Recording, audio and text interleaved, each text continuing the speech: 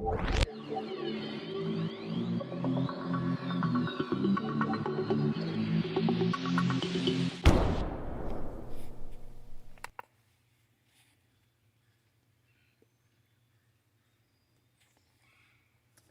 like I'm going to be working on cars today. Again.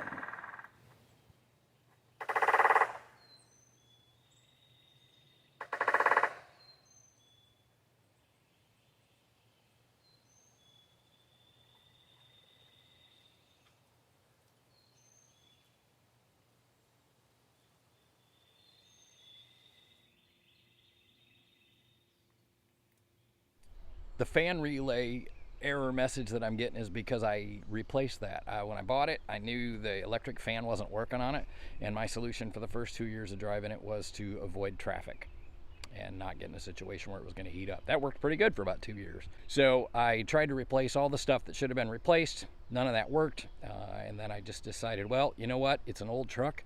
It's no big deal. We can fix it the redneck way. It's a term of endearment for me. I'm not going to mess with it because I've already come up with a very elegant solution to it. Most Jeeps don't have this cool little button on their dashboard, but mine does. Because I decided instead of messing with all the stuff the way it was supposed to be, I was just going to wire up a switch and run the auxiliary fan, which was not working properly, directly to the battery.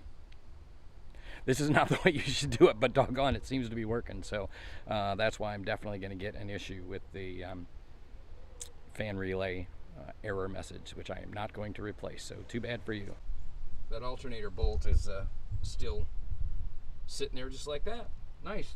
If you've got some issues after the mass airflow sensor with vacuum leaks and stuff like that, it'll show up as error codes because it doesn't know what to do with it. And I'm pretty sure this is not supposed to be this loose. And as best I can tell, that is after the mass airflow sensor. So, and somebody tried to tape it up apparently, which was nice. It looks like something I would do. I may have done it, I don't remember. So I'm gonna go ahead and replace that hose, and I think it might be a PCV valve. I'm not sure. I'm gonna pull it out of there and see if that's what it is, and see if that doesn't resolve that issue.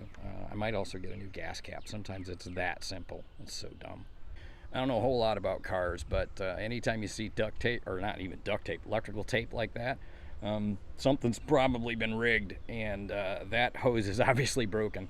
And if it's a vacuum line, that tape's not going to take care of that. So I don't know if it's a vacuum line though. It's some sort of a feed to the manifold, but or something. I don't know. I'm going to replace it though, because I know it's not supposed to be like that. And all the other stuff that I saw initially that they said it could be, I checked those out, and unfortunately it wasn't any of that. But that does look rigged, so I'm going to fix that because that should be pretty cheap and easy. While I was messing around, I figured I might as well go ahead and look at replacing the evap, I guess. Evap pump controller, pump something or other. I figured, well, what the heck, I'm in there, let me do that for this vacuum issue or whatever it's got. Or some sort of leak. And it's $129, so I'm going to just get a new gas cap and see if that fixes it.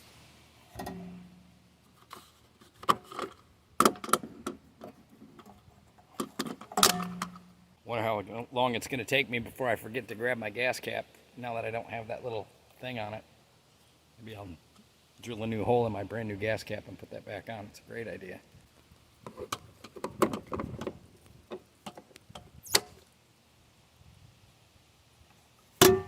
First place I went to didn't have the breather hose, and I didn't think to look at the second place. Anyway, replaced the gas cap. That was $12. That was easy enough, and I guess we'll see if that does it. I did retape that hose with some other tape, so now there's a second tape job. So we'll see if that makes any difference or not. I'm going to clear these codes out, and then we'll drive it for a day or two and see if they come back.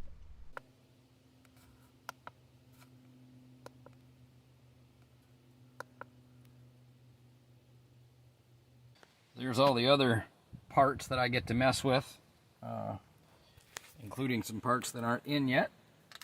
Probably come in tomorrow. Yeah, so I got plenty more to do on this. So I was going to work on my daughter's car with some of the other issues that it was having, but I'm going to wait until I get that steering put in, because if that doesn't fix it, the other ones don't really matter. So I have to put in a new rack and pinion system. That's all coming in tomorrow, so that's going to be fun. We'll see how that goes.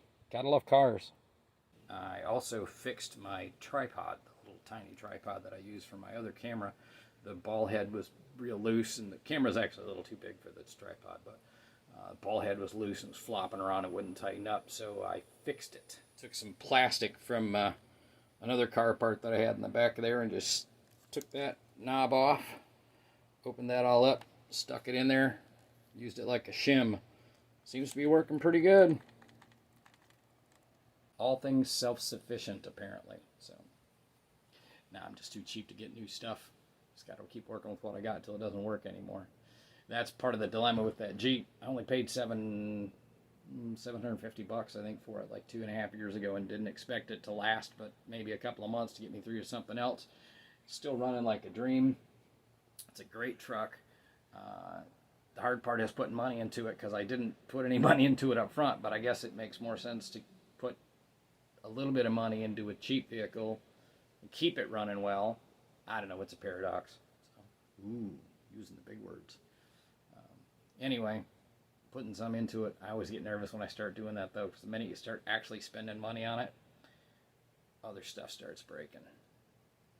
I hope that's not going to be the case.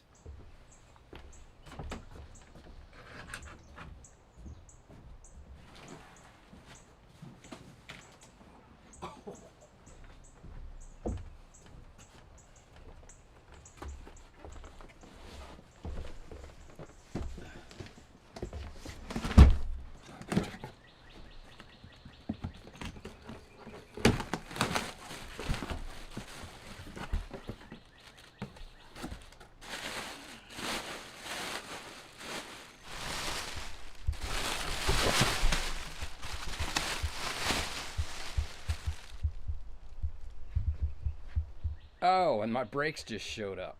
Goody.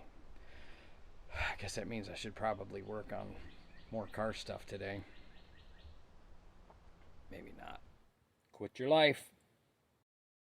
A lot of times checks engines light. As long as it's running fine, I don't really care. Checks engines light. That's easy for me to say.